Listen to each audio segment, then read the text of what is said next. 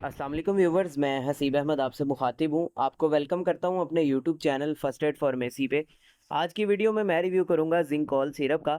इसका इस्तेमाल बच्चों में बहुत ज़्यादा होता है, तो आज हम जानेंगे इसके क्या क्या फ़वाइद हैं, इसके क्या क्या नुकसानात होते हैं, तरीका इस्तेमाल क्या है और किन किन तकालीफ में इसका इस्तेमाल किया जाता है। ये सारी डिटेल्स आपको इस वीडियो में मैं आज दूँगा।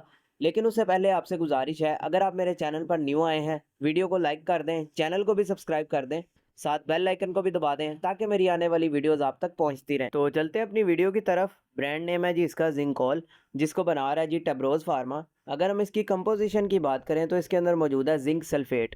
जिंक जो है हमारी इंसानी सेहत के लिए बहुत ज़्यादा इंपॉर्टेंट होता है। अगर किसी वजह से हमारे जिस्म में जिंक की कमी वाक़ होती है तो हमारा जिस्म जो है मुख्तलिफ कमज़ोरियों का, बीमारियों का जो है वो शिकार होता है। तो जिंक की कमी को पूरा करने के लिए इसका इस्तेमाल किया जाता है।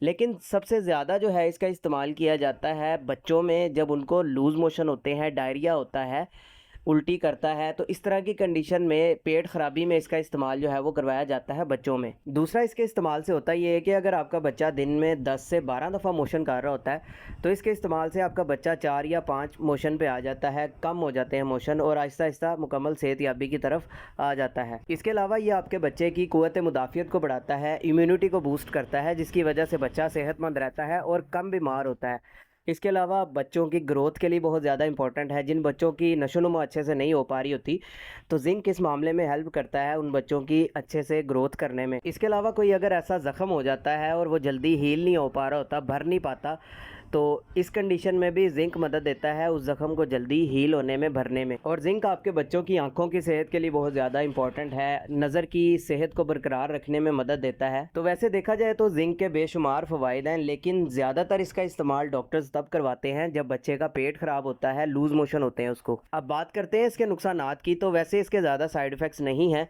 लेकिन अगर आप इसकी ओवरडोज करते हैं तो इसकी वजह से आपको उल्टी और मतली की कैफियत हो सकती है। अब बात करते हैं इसके तरीका इस्तेमाल या डोजेज के बारे में।